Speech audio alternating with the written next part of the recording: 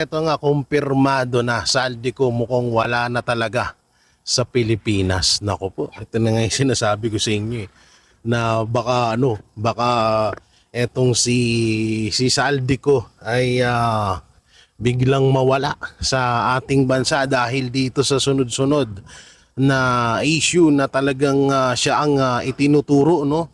Talagang siya ang naiipit dito sa sa nangyayaring issue sa flood control.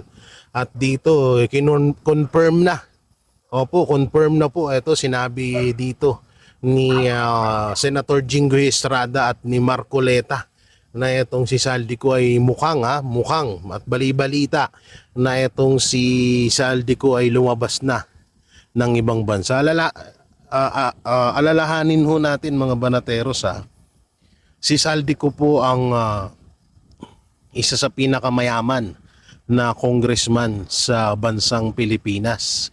At alam naman ho natin na yung sinakyan na eroplano papuntang dahig ni Pangulong Duterte ay kay Saldico ho daw yun. So talagang may posibilidad na etong si Saldico ay lumuwas na ng ibang bansa para hindi siya madiin or hindi siya makasuhan dito sa nangyayaring issue sa flood control. At ang dito, ang nakakatawa dahil parang etong si Saldico ay nilaglag na ni Martin Romualdez at ni Marcos Jr. Baka hindi ka makauwi sa araw na ito. Nagsisinungaling ka na naman eh. Ay, O kanina nako. sinabi mo, hindi ka pa nakapag-umpisa eh. Meron akong hawak na martilyo rito, sinasabi ko sa'yo. Mr. Chair. Huwag kang tatawa-tawa kasi hindi nakakatawa ito ha. Nako, yari ka.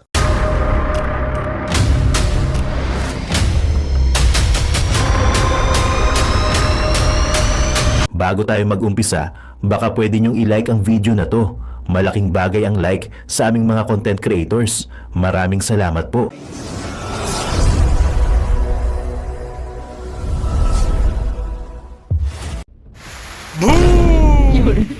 Alright guys, magandang araw sa inyo. It's me again, Boy Sardin sa Samembo ng Banateros Vloggers. Bang bang! Eto na nga, napakaganda na pag-uusapan natin mga kababayan, no? Nakaw, si Saldico tumakas na papunta ng ibang planeta. My God! Ito na nga sinasabi ko, no? Gano'n kaya ito katotoo? So sana panoorin nyo yung full video mga babayan. Okay na mag-analyze. Sa totoo naman talaga, talagang tatakas talaga yan o talagang tumakas na talaga. My God. Nako, siya ata yung pinakamayaman sa sa buong Pilipinas mga babayan, no? Biruin mo, eroplano na sinakyan ni Tatay Digong na hinatid sa dahig ay kanya. At siya rin ang may pinakamalalaki na may hawak na mga construction kontrata sa Pilipinas.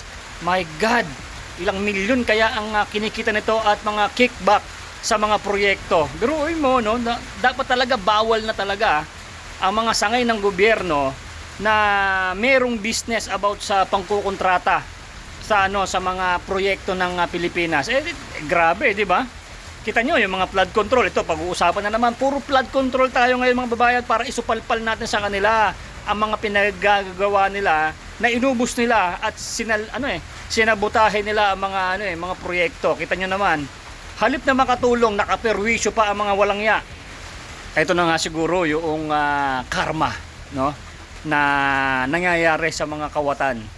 Ito si Tatay Digong, ayan ang tunay na na may pagmamahal sa Pilipinas, sa mga bawat Pilipino. Yaan talaga. Di ba? Kung si Tatay Digong yan, yung mga ganyan na mga nangyayari na yan, ay wala na yan. Hindi na yan papatagalin pa. Kaso si BBM talaga ang namumuno ngayon. Siyempre, marami siyang utang na loob sa mga yan.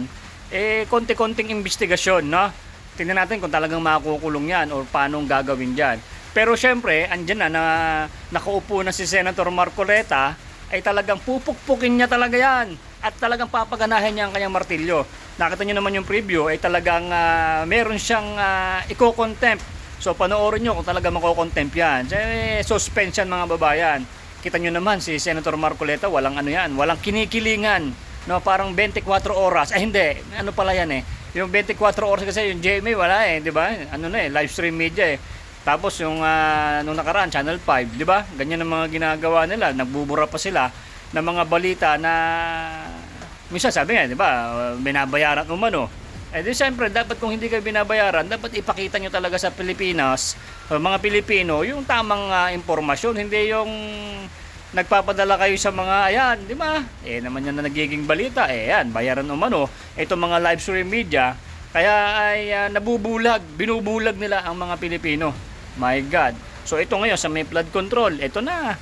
Simutin na natin lahat ng mga to, ibunyag talaga itong mga nangyayari sa Pilipinas na mga kalokohan. No, halip na ganahan ang mga Pilipino sa pagtatrabaho para makapag-donate or talagang magampanan yung bawas ng tax sa kanilang mga sahod, sa mga sahod namin, no? Kami mga vlogger, kami mga DDS, eh mas maganda sana kung nakita namin na nagagawa yung mga proyekto na talaga nakakatulong lalong-lalo sa baha. Yan mga flood control na yan. Eh kaso wala sablay no? Oh, pinapapasok nga sila di ba? Sila Senator Lacson, pinapapasok diyan. Ayaw papasukin ng mga DPWH. Nung pala may tinatago palang anomalya na nagre-repair ng mga flood control. Oh, aba grabe, no? Tinipid sa semento, tinipid sa bakal. Wala Eh kaso mga babayan, meron pa rin ng mga congressman na hindi naman lahat ay mababayaran at may konsyensya at nagmamahal pa rin sa Pilipino sa Pilipinas. Di ba? Grabe, no? Ito, makinood tayo dito kay kapatid ko na si Tol J. Guevara. Kuha tayo ng mga clips dito at pabanat at siya ang babanat diyan. No, ito talagang garapalan. At gaano ba ka talaga totoo na si Saldico ay lumayas na ng Pilipinas? Siyempre, limpak-limpak na mga salapi.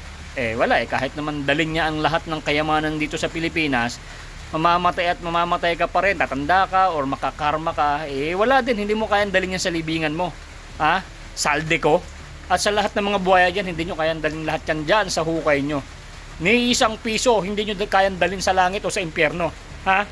At hindi naman sa langit ang punta nyo sa impyerno, sa kumukulong asupre. At doon naghihintay sa inyo yung may habang sungay, yung demonyo. Tropa-tropa kayo doon, no? At darating ang araw, susunugin kayo ng Panginoon, no? Buhay kayo, nasusunog kayo, pero hindi kayo mamamatay, nararamdaman yung apoy. At bibigyan kayo ng parusa ng walang hanggang kamatayan. Nandun susunugin kayo hanggang sa dire-diretso susunugin talaga kayo. Yan ang mangyayari sa inyo ngayon. Masaya ang buhay nyo. Lahat na bibili nyo, nakakabili kayo ng aeroplano, helicopter, lahat, kaya nyong bilhin. Kahit sinong tao yan, kaya nyong bilhin. Pero darating ang panahon, mawawalan ka ng buhay at doon ka magsisisi. Kahit magsisi ka pa, wala na. Tapos na. Hindi na pa pwede. So mga babayan, dire-diretso pa rin yung kampanya natin. Sa 2028, huwag kakalimutan si Inday Sara, yung ating Vice President na tunay na nagmamahal sa Pilipinas.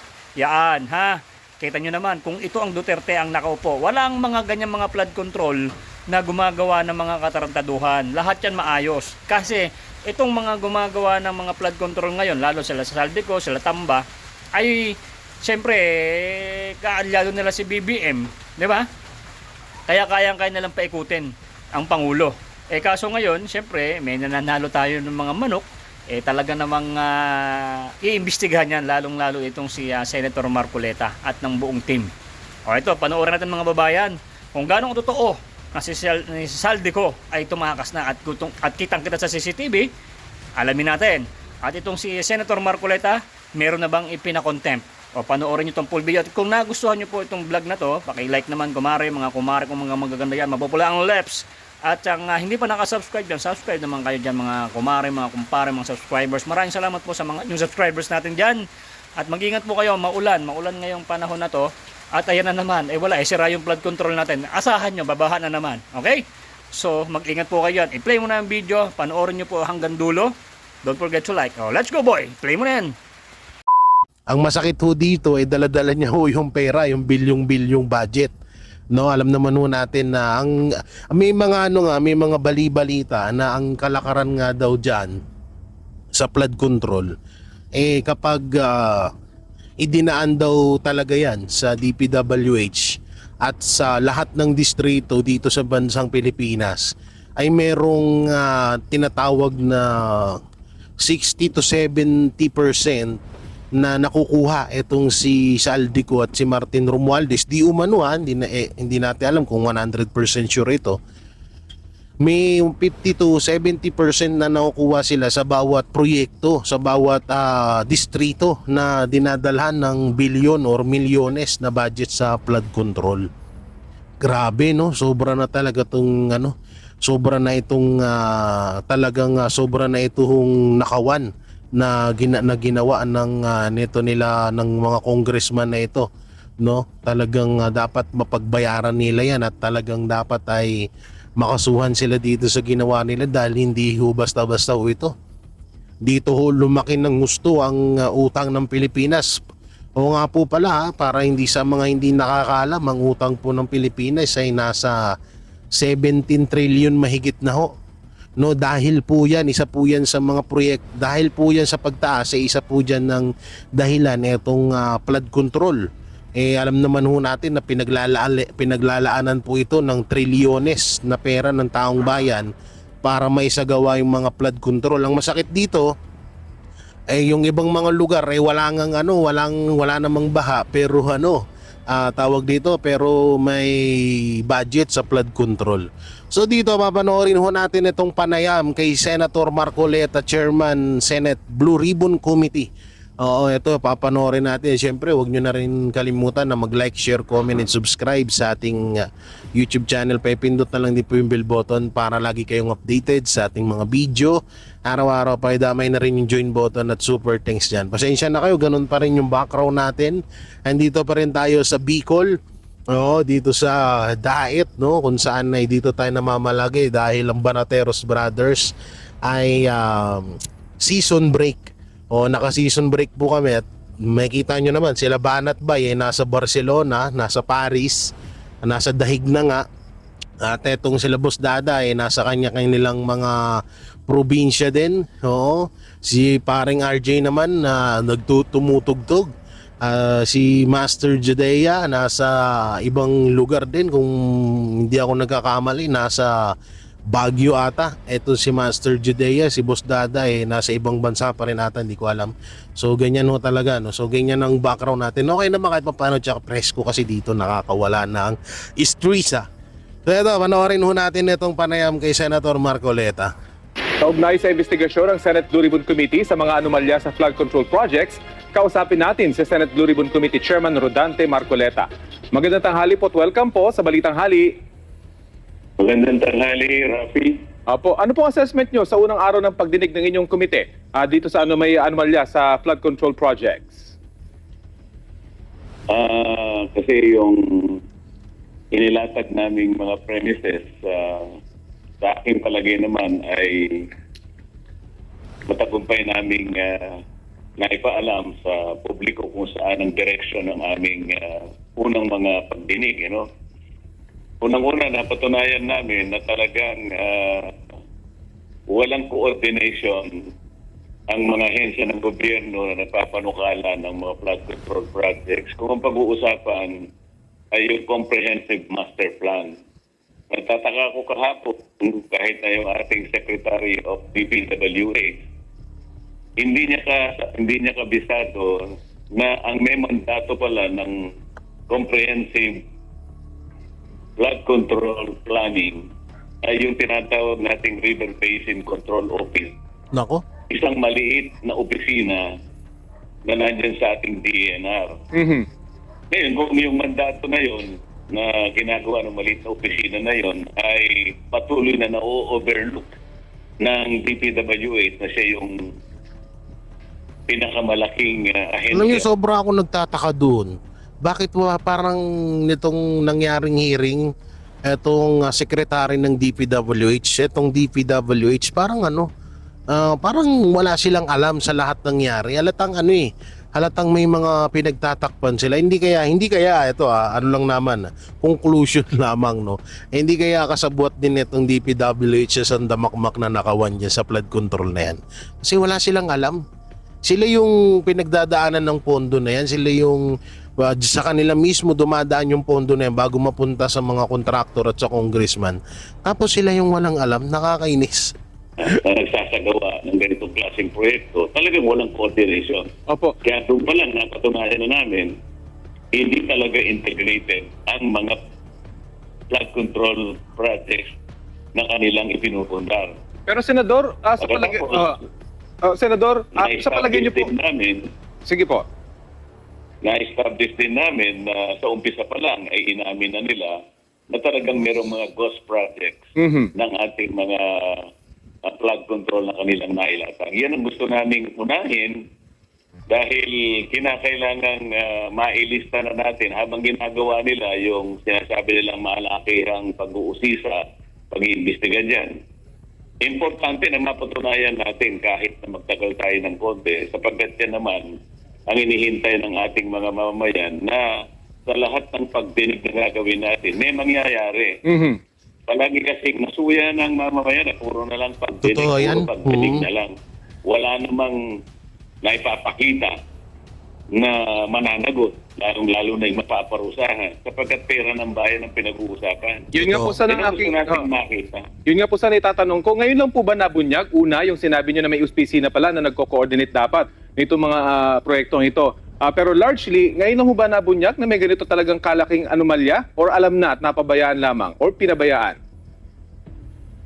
Alam naman natin na talagang may anomalya sapagkat sa dami ng mga flood control projects na nilaalatag, bakit naman na taon-taon ay palagi na lang tayong binabaha. Ibig sabihin, talagang hindi coordinated, hindi integrated, lalong-lalo na hindi tama ang pagsasagawa ng mga flood control projects. Sa madaling salita ay kasi issue talaga ang pagbaha sa Pilipinas. So bakit hindi masolusyonan? So talagang simulat sa pool na nilalaanan kada taon itong flood control, nilalaanan ng budget itong flood control, talagang lintik ang nagiging nakawan, no, sa mga flood control kasi nga sa totoo lang bastante naman bastante naman yung budget sa kada distrito. Sobra-sobra pa nga 'di ba? May mga distrito nga na kahit walang baha binabudgetan. Saktong-sakto naman, sobra-sobra naman yung budget. Ang problema dito, kaya patuloy ang issue sa pagbaha, kaya patuloy yung nangyayaring anomalya dyan sa budget na yan kasi nga grabe yung nakawan na ngayon lang din talaga nabunyag. Matagal na kasi kung sa totoo lang kung simula nung nilabas ni Pangulong Duterte yung issue sa BICAM Report 2025 National Budget na merong blanco, dapat nung una pa lang inaksyonan na nila yan Kung naaksyonan na nila nung una pa lang, tapos na na sana, malayo na. No, malayo na yung nararating natin. Ang hirap kasi dito, walang may lakas na loob na isang senador noon bago pa yung halalan walang lakas ng loob ng mga senador na na mapag-usapan yung issue sa flood control na yan. Ito yung mahirap dito yung iba pang mga senador medyo tawag dito nagbingi-bingihan mapatungkol dito sa flood control na to. Diba? Buti na nga lang talaga nandiyan si Senator Marcoleta, yung Duterte Block, yung mga PDP laban, no, na kaalyado ni Pangulong Duterte at inumpisahan nila itong talakayan mapatungkol dito sa flood control.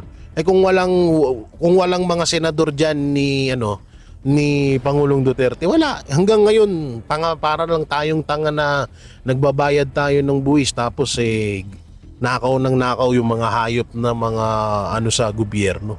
Lalo na kapag nabusisi na namin, sino-sino yung sa procurement pa lang, pagkatapos sino-sino yung nakakakuha ng mga kontrata, of course, na-identify na ng Pangulo na, may paborito lang kayong 15 contractors na imposible naman sa lahat ng regions halos nandun sila lahat.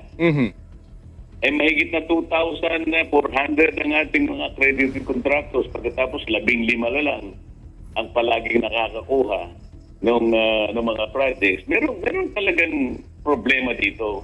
Opo. Merong nagkukutsabahan dito. Yun ang gusto nating matukoy. Ano ang gagawin nyo kapag hindi pa rin sumipot itong inyong mga pinasabpina ng mga contractors at hindi tumugon sa inyong sabpina? Ano ang gagawin ng inyong komite?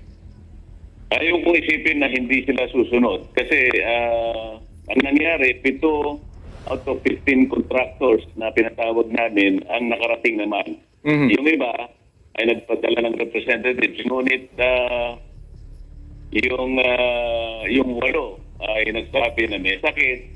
Pinagbigyan na yan. Kaya lang, sinumpina na sa susunod na pagdinig, kinakailangan dumalo sila. Kung hindi, mapipilitan tayong gamitin natin ang puwersa ng komite na mapadalo natin sila. Mhm. In aid of legislation po, Hindi, dapat talaga din, no? Kasi unang-una kapag hindi sila dumalo dyan, lalong-lalo na yan si Saldico na isa sa pinakamalaking contractor dyan, yung kanyang kumpanya. Tsaka itong itong sa Pasig, Disgaya ba yun? Nakalimutan ko yung apelido. Para nilang hindi nirespeto yung mga senador, 'di ba? Tsaka ano pang silbi ng mga senador, anong silbi ng hearing na 'yan kung hindi nila kayang ipatawag itong mga itong mga contractor, itong mga congressman na to na involved dito sa flood control. So parang pambabastos, 'di ba? So kailangan talaga niyan, dapat dapat talagang trabahuhin ng Senado 'yan. Total, sinimulan nyo na rin naman din yan. Dapat talaga wala nang atrasan yan na kapag hindi dumalo, kasuhan nyo na or kung ano yung dapat nyong gawin. mga pagdinig ng Senado, ano mga batas na po nakikita nyo kailangan baguhin o buuin sa ngayon? Napakarami. Unang-una, napansin na lang namin dito sa bakit yung isa na tumalo kahapon, sole proprietorship lang siya. Nagtataka ko, paano siya nabigyan ng quadruple A? Ang pinag-uusapan natin dito yung Philippine Construction Accreditation Board. Yan, So, problematic na. Ito po yung nauutal-utal nung isang araw, no? Ito po yung nauutal-utal na kontraktor. Kung yung 5, doon sa 15 ay halos nag-ooperate sa 18 regions ng ating bansa. May problema doon sapagkat makikita mo na napapalitan na lang sila, nagkakahiraman na lang sila ng lisensya. Kasi ang isang proyekto, mayroong dedicated na technical equipment at saka technical personnel. Kapag meron kang project sa isang lugar at na-dedicate mo na yung technical mo ron, hindi mo na pwedeng gamitin sa ibang lugar. Mhm. Ang nangyayari, kung 18 regions tayo, pagpalagay na lang in 15 regions, meron silang project simultaneously being undertaken, imposible yun.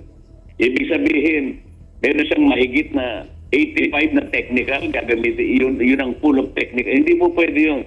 So dito sa procurement, nagkakapalitan lang nagkakaroon lang ng joint venture, iba hindi qualified, pagkatapos hihiramin yung lisensya. Lahat ng ito kailangan ay masolusyonan natin, makorek natin. Senador, paano po pag may lumabas na pangalan ng mga kongresista? Ano pong gagawin dito ng inyong komite? Meron tayong interparliamentary Magandang tanong to, pakinggan natin. courtesy. Anong bakit? Hindi naman namin patatawag yung mga congressmen Mhm. Ang ipatatawag namin, halimbawa, yung mga congressmen na kontrakto, di patatawag namin yung kanyang kumpanya. Mhm. Siyempre, meron naman silang mga board of directors doon, meron silang chairman, baka may presidente. So, ang tatawagin namin ay yung mga opisyalis ng kanilang construction company. Mhm. Dito lang, magkakaalaman na kami. Sino ba yung nasa likod ng congressman? Malalaman na natin doon. Nako. Mhm. Paano mapapanagot itong mga public officials na sangkot sa mga ganitong anomalya? So, paano mapapanagot? Marami tayong batas para sila ipanagutin. Yun. Mhm. Impeachment na rin. Okay. Well, sige, abangan po So natin.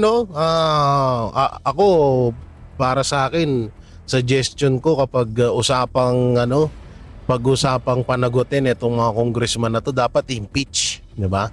Kasi hindi naman sa sinasabi kong parang bumabawi tayo dahil in-impeach nila si Vice President Sara Duterte, pero ito kasi kapag napatunayan na involved sila rito, harap-harapang korupsyon po ito na hahantong na pwede kang ma-impeach, 'di ba? para hindi na talaga, para matuldukan na ito, para hindi na rin gayahin ng iba pang mga congressman. Kaya dapat dyan impeachment ang ano rito, ang pataw dito. So dito tayo sa panayam kay Senator Jinggoy, mapatungkol rin ho dito, ito live interview kay Senator Jinggoy Estrada ng bilyonaryo. So panoorin natin. Wawaw Builders supposed to be owned by a certain Mark Alan Arevalo.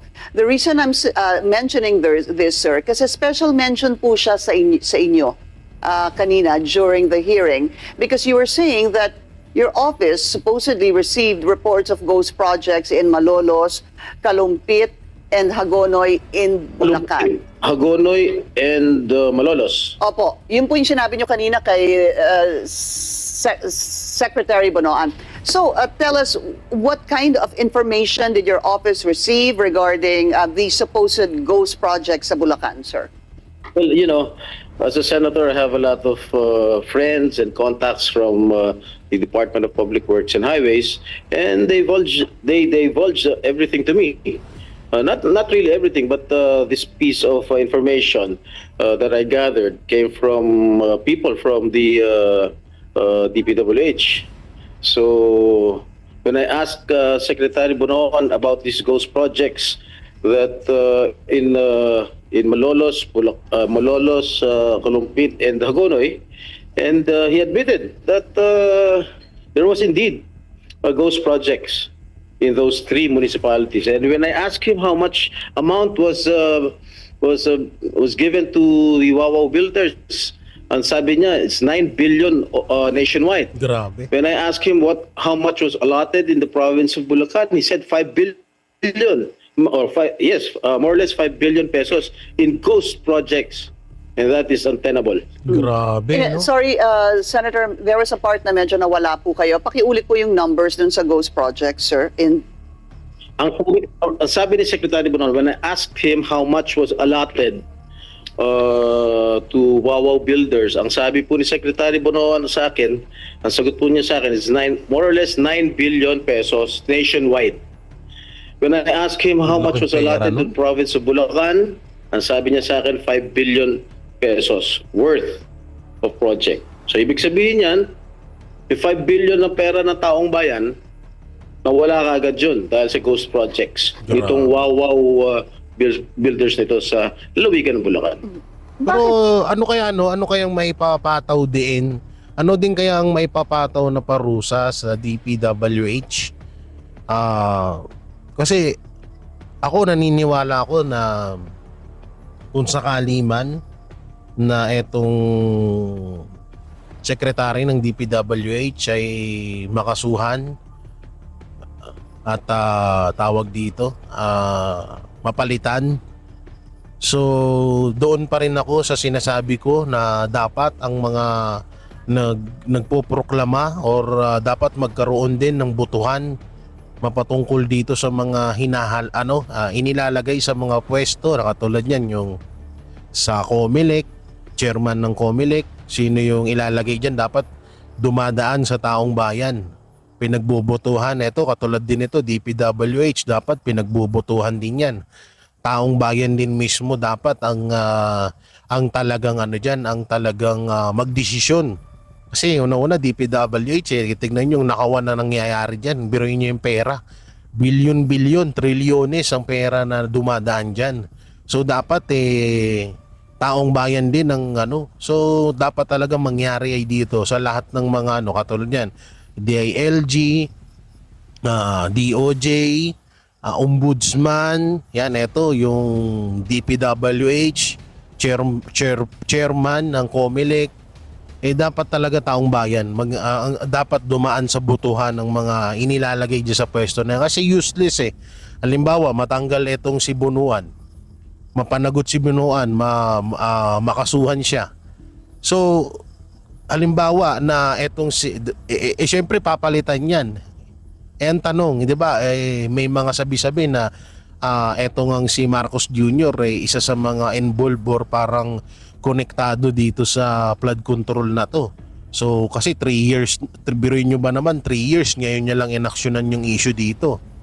So parang nakakapag-isip tayo na kahit palitan ng paulit-ulit yung sekretary diyan sa DPWH, useless pa rin kasi si Marcos Jr. ang pipili. Si Marcos Jr. ang masusunod kung sino yung mga ang mailalagay diyan kung hindi ako nagkakamali. 'Di ba? So dapat talaga magkaroon talaga ng batas na magkaroon ng botohan pag mga taong ilalagay diyan sa mga ganyang posisyon. Kasi delikado diyan nagkakaroon ng diyan nagkakaroon ng tinatawag na korupsyon. Kasi halimbawa, 'di ba? Halimbawa lamang etong lahat ng issue na to, kahit nasabihin na natin na inaasikaso ni Marcos Jr. yung issue sa flood control, malay natin na siya rin pala ang number 1 na pinuno dyan. Kasi bakit ngayon lang siya kumilos? Bakit ngayon lang siya nagngangawa? Na kesyo nagagalit siya sa mga congressman na or mga kontraktor na nagnanakaw sa mga kanya-kanyang distrito. Samantalang magpo 4 years na siya, 'di ba? So dapat talaga magkaroon ng batas na etong mga inilalagay sa mga posisyon, lalong-lalo na sa DPWH, ay dumaan sa botohan. Dumaan sila sa botohan para talagang taong bayan na mismo ang nagdidesisyon kung sino yung ilalagay diyan. So yun lamang, no. What were they telling you, yung inyong mga kaibigan or sources sa DPWH? Why in particular this Wawaw, sir? I don't know. They just gave me this information. In fact, when I asked Secretary Bonoan, he readily admitted that there were indeed some ghost projects. That is happening. Currently happening in the province of Bulacan. And nakita mo Bulacan, isa yan sa mga flood-prone provinces nationwide. Right. At umuulan, bumabagyo, kita mo naman, baha lagi sa lalawigan ng Bulacan. Not only Bulacan, even in the province of Pampanga and nearby provinces. Opo.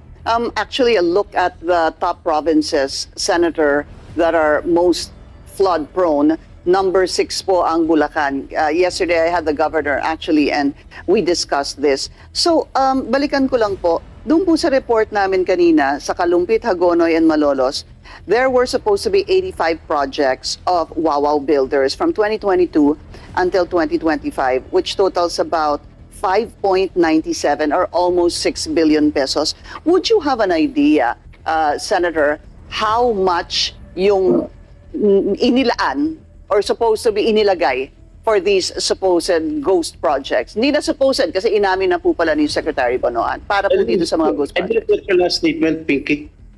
I didn't get your last statement. Alam niyo ho ba, was there a number by which the Secretary said na ito pong pera ay binigay in award sa Wawaw na naging ghost projects? Was there a figure that was given to you today? There was no figure that was given to me. All right. I think also he said, no? Sorry, sir, go ahead. Excuse me?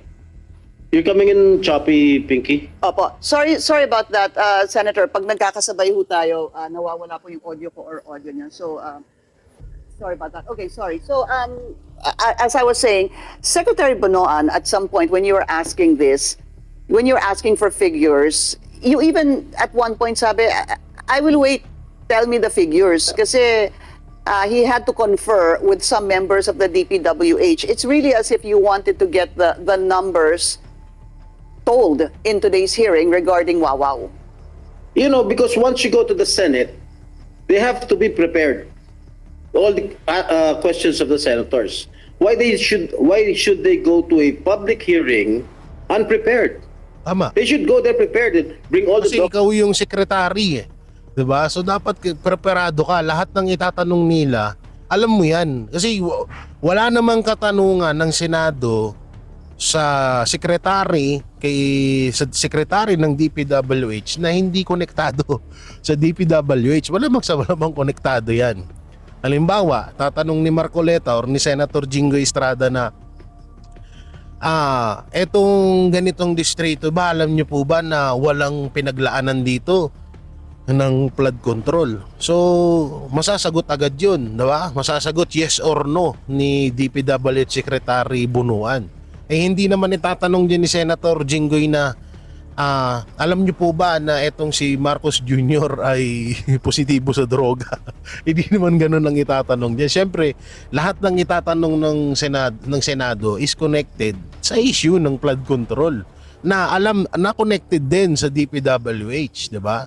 So wala silang itatanong diyan na hindi alam ni Bunuan. Kaya nagtataka sila, bakit hindi ka preparado? Bakit hindi mo alam ang mga isasagot mo? So ganun 'yun. Documents that are needed. And don't tell me that they did not bring the documents, Tama. because I will cite them in contempt. Senator, didn't he say that, I'm not sure if he said this during your interpellation or your questioning, your questioning, did he say that they are looking at this and they will give you more information about these ghost projects in 1 week's time? Yes, he said that the investigation will commence maybe in 1 week's time. You know, yesterday, sir, kausap ko nga po si Governor ng Bulacan. I looked into ito pong sa Kalumpit, isa dun sa sinasabi nyo ngang may ghost projects. Kasi napakadami po pag tinignan yung website yung isumbong sa Pangulo. Medyo, it's too much to digest. There were 4 projects in Kalumpit supposed to be from Wawaw Builders from 2022 to 2025. 4 lang po sa Kalumpit. They were almost identical in cost. This is something I wanted to bring up with you.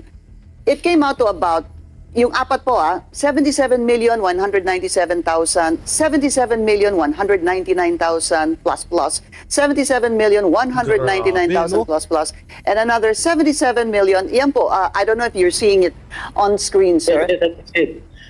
Buti pa ikaw, may kopya ako, wala eh. Hindi, sir. It's in the Sumbong sa Pangulo website. For me, that is quite suspicious. Bakit hinati-hati nila na sa iisang contractor lang yan? Lahat yan Bulacan, nakita ko Bulacan, and isa lang ang munisipyo, Kalumpit lang. Para identical yung presyo. And the cost, sir. Yes. Bank, protection structure, tapos construction of flood mitigation. Ito papakita natin sa inyo dito, sasabihin ko construction of riverbank protection. Bulacan, Wawa Builders, 77.92.29897. So dito din puro lahat nga halos pare-parehas lang, puro sila 77.199 at ito may pinagkaiba yung nasa taas na 77.192 million. So bakit parang parang pinaghiwalay-hiwalay para magulo ang para ay nako, may hinala ako dito. Hindi kaya hiniwalay-hiwalay ito dahil dahil para maguluhan or hindi matukoy kung nasan talaga tong pera na to. Naku po. Parehong 77,197,298 pesos 97 centavos. Those figures are identical. Yeah. And that, for me, that is quite suspicious. Oh. Yeah. That's something I wanted to share with you because you were talking about Wawaw nga. And when I looked at this particular Kalumpit flood control projects, yan po yung lumalabas. Yung 77,197,000, 77,199,000, etc. So, also, that's what I wanted to find out from you. Bakit ho kaya ganito yung mga presyo? Nag-iba lang I doon really sa... do not have any idea. Maybe the proper person to ask are the officials of the DPWH. Yeah. Actually, sir, pati yung tinatanong ko nga yung mga kasamahan ko, meron pang 0.97, 0.76, yung 77,199,999.65. Ano ko kaya yung mga centavos dyan? Would that be taxes, VAT? Totoo. I mean, No. it's mind-boggling. Yes. And one more thing, it is not only Wawaw Builders who is involved in this ghost project. Ang kasama pa dito, SYMS Construction Company. Okay. Bali, it is not only Wawaw Builders, kasama yung SYMS Construction Company. Sa pagkaalam mo, Senator, 2 na po yung kumpanya na involved sa ghost projects? Yes, that is the information that I received. Was SYMS also in Bulacan? I failed to check this. Yes, I think they have garnered awarded some contracts from the DPWH with regard to the flood control projects also in Bulacan. And following up on that, sir, kasi pag tinignan po yung isumbong sa Pangulo na website, makikita po 2022 to 2025. Is it incumbent, sir, do you think, na hindi lang po yun ang tingnan, kundi tingnan din po yung mga taon before that? Yes, I think it is incumbent. Yan ang sinasabi ko. No, na sana ay hindi lang ngayon, hindi lang 2025, 2026 kundi pati yung 2023 at 2024. Kasi kung nakapagnakaw nga sila nung 2025, eh di nakapagnakaw na rin sila nung 2023 at 2024 diyan. Baka nga hindi lang 2023, baka 2022 simulat nung sinimulan niyang flood control project na yan, eh baka talagang kasi alam nyo kadalasan kasi ito ang mga politiko kapag ano sila yung mga gahaman talaga diyan, yung mga tinatawag na biyasana sa nakawan ng pera. Ang ginagawa nila niyan, isip sila ng mga proyekto na mas makaka-kickback sila ng malaki. So etong flood control project, isa to sa mga proyekto na naisipan nila na malaki ang magiging pera nila.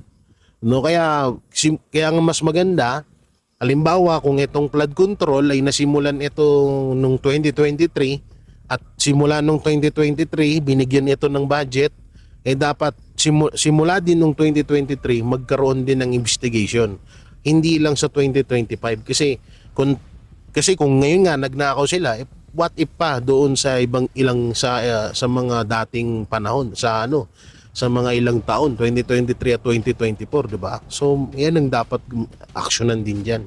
Secretary of DPWH to look into all those contracts starting President Marcos's term.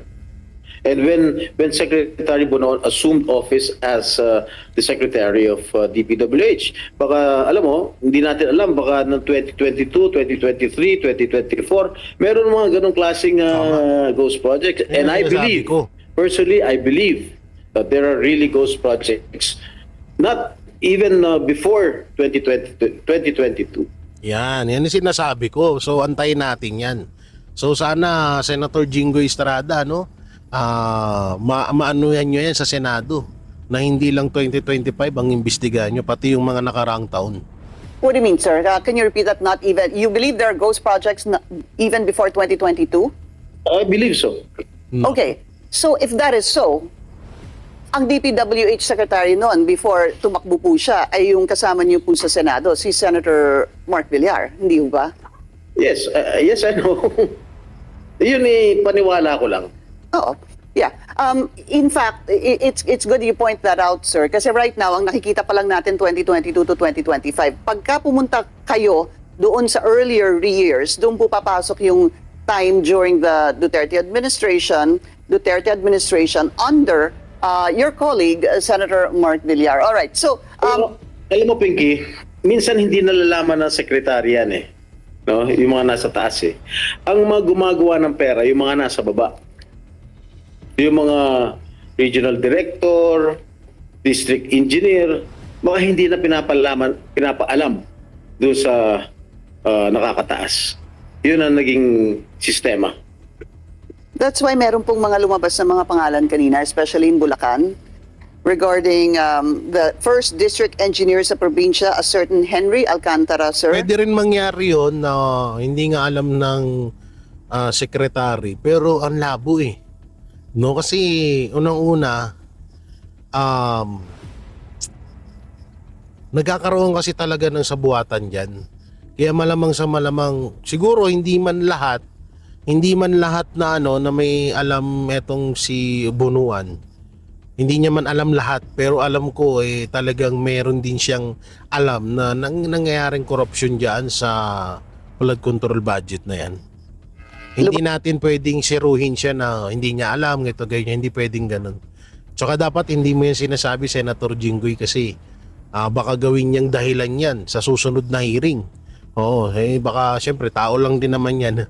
Baka nakalimutan lang ni Senator Jinggoy Estrada. Bas po yung pangalan niya at Norberto Santos, Naku, yung yan na. pong nakatoka sa inspection ng quality control ng mga proyekto. Roberto Yes. Santos. I was the one who moved that this Mr. Norberto Santos, who's in charge of the monitoring, be invited in the next hearing. Yeah.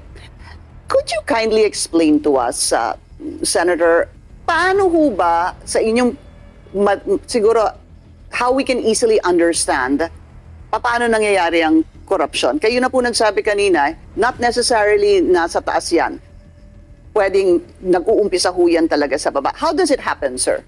I don't know, kung di nila ipapaalam sa taas, di sila kumikita. Yun. Pero ibig ko sabihin, from the time that the budget Naku, wag mo muna is part of sabihin, the Senator budget, sir. Jinggoy. One more thing, alam mo minsan maraming mga kasabot dyan. Yan na.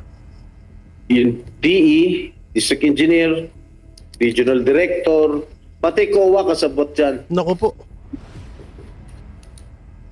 District Engineer, COA. Kung papayagan ng COA yan kung wala sila natatanggap. Naku po. Alam mo, I've been mayor for 9 years. Alam ko yan. So ibig sabihin, Senator Jinggoy, nagnakaw ka rin dati. Joke lang. Naku po, eto na. Pati pala yung COA, may alam din pala dito. Yari na.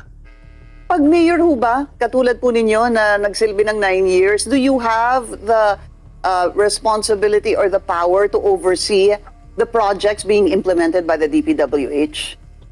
Sa liit lang ng San Juan, kayang-kaya ko ikutin ito ng ilang oras lang. So I inspect all the projects that are being implemented by the DPWH. And even locally funded projects coming from our local government. Yeah. Pero yung Take all of these when I was mayor of San Juan. Pero ang tanong ko po, ginawa niyo po 'yon, maliit po, inikot niyo po 'yan. Pero is that whose responsibility is it, Senator, to make sure that the projects are done properly? Well, it's a local government. Of course, command responsibility ng mayor yan. And of course, with the coordination of the municipal or the city engineer. Sa national po. Ang engineering's office will serve as the overseer of all the projects being implemented by the local government. What about the national, sir? For example, Bulacan. Pag merong, for example sa San Juan, pag merong project ang congressman namin na binababa yung pondo dito sa San Juan, syempre, ang mag-oversee niyan, yung engineering department namin. All right, we're going to take a very short break. We'll continue our discussion with So yun, no, narinig natin yung alam mo yung mahaba pa to eh. So mas maganda pakinggan talaga natin lahat itong panayam ni Senator Jinggoy, no. So ito, play natin. Natanong ko po sa iyo kanina, and you gave an example of San Juan.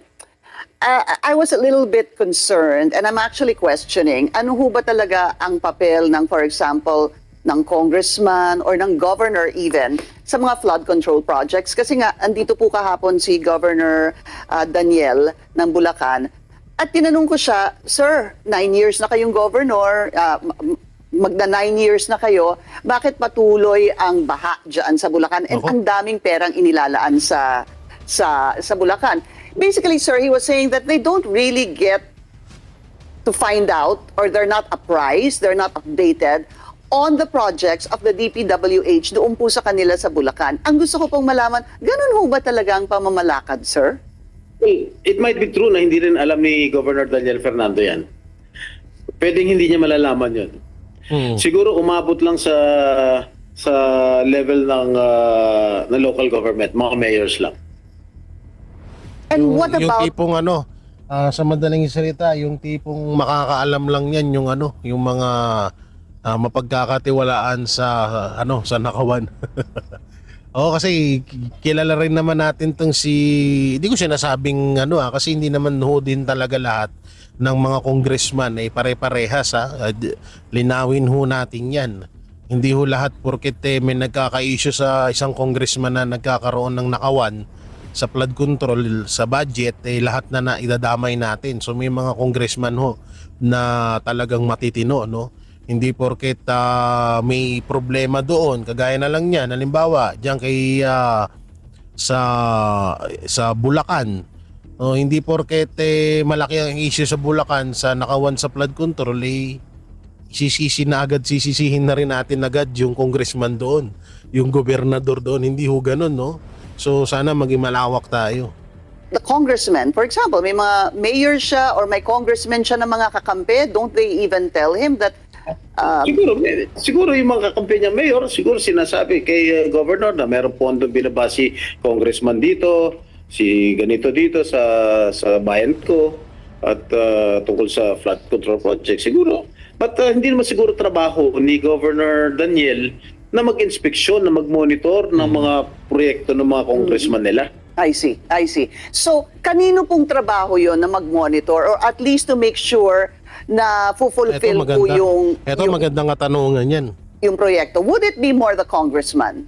Ito na yung monitoring committee ng DPWH. Yun. Okay. Pangalawa, kung may malasakit ang local government, siguro engineer's office ng local government concern. Yun. Okay. What about the congressman, sir? Dapat kung siya nagbaba ng pondo sa kanyang distrito, dapat alamin din niya kung talagang nagawa o napagawa yung kanyang proyekto para sa kanyang mga kababayan sa kanyang distrito. Tama. So marami-rami din, Senator. Dapat yung monitoring team ng DPWH, dapat yung engineering team ng LGU, at sana yung congressman din na Kasama na rin yung mayor.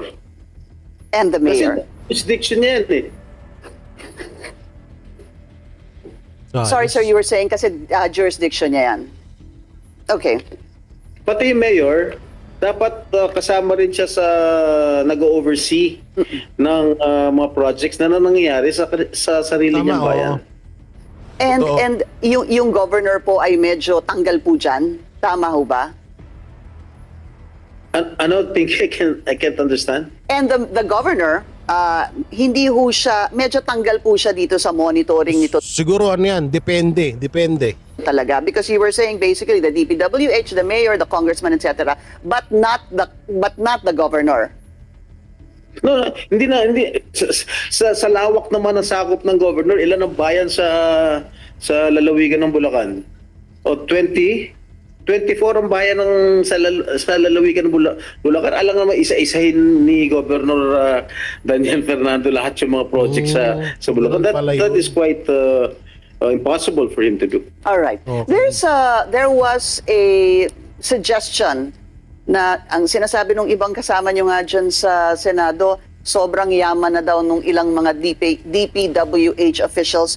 Sir, do you believe that there should be a lifestyle check among the DPWH officials? That was what Senator Erwin Tulfo was proposing during the committee hearing this morning. Nako po, si Tulpo pa ang ano dyan. Nako po, wala akong tiwala doon. Okay, buti sana ko si Sir Ben Tulpo yan eh. And I believe and I support if ever... Pero tingnan natin kung makikita or may mailalabas. Kasi etong si Erwin Tulpo, medyo may pagbalik harap kasi. 'Di ba? Kung matatandaan nyo, dati support niya yung mga ayuda. Pero nung nanalo siya ng senador, ay bumaliktad na. So although tama 'yon, mali naman talaga yung ayuda na 'yon. Kaso nga lang doon mo may kitaan ng balik harap eh. 'Di ba? Manggagamit, mangga. So pangit ng ganun. Wherever there is a lifestyle check against all these DPWH officials, I fully support it. Meron din hong sinabi kanina naman si Senator Raffy Tulfo. Sabi niya, and I quote, not in the exact words, pero may Ryan Althea ang nagpakilala kay Mr. Gerald Pakanan sa isang proponent. Tapos now, yung Ryan daw is promoted at director daw ng main office. I'm not sure if you heard that, sir. And do you know any of those names mentioned by the senator? No, sorry, I Okay. do not know the names of those mentioned by Senator Raffy. What So siguro may tatalo na kay Kimbo, kay yung congressman sa Abra. May tatalo na kay Abante sa mga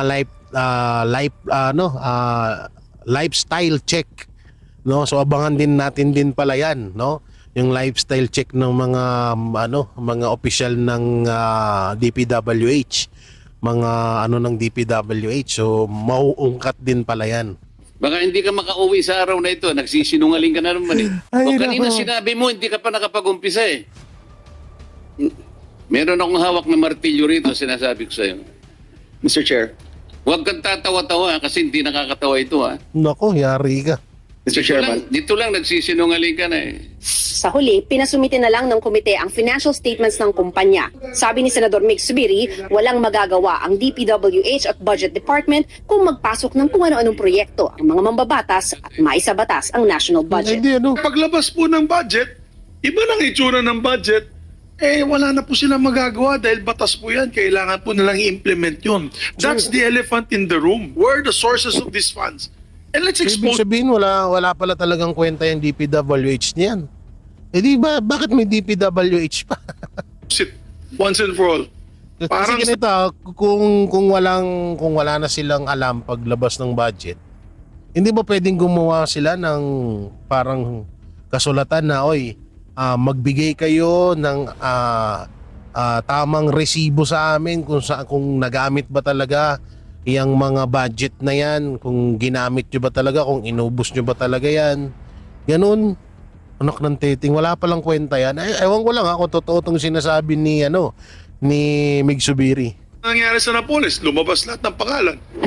Mav Gonzalez, nagbabalik. Oo, grabe, no? Tsaka ito po pala, no? Alam nyo, may mga nanaginip ako eh. Ito na naman tayo sa panaginip na yan. Na parang etong si Saldico ay ilalaglag talaga. Oo. Panaginip lamang ito Etong si Saldico ay ilalaglag nila Martin Romualdez tsaka ni Marcos Jr. At yun na nga mga kababayan, ano na ang masasabi mo? Kung mayroon kayong hinaing at komento patungkol sa balitang ito, please comment down below. Pag-uusapan natin yan sa comment section. At kung nagustuhan nyo ang video, ay huwag kalimutang mag-like at i-share na din para mas marami pang makaalam at umabot ito sa marami sa ating mga kababayan.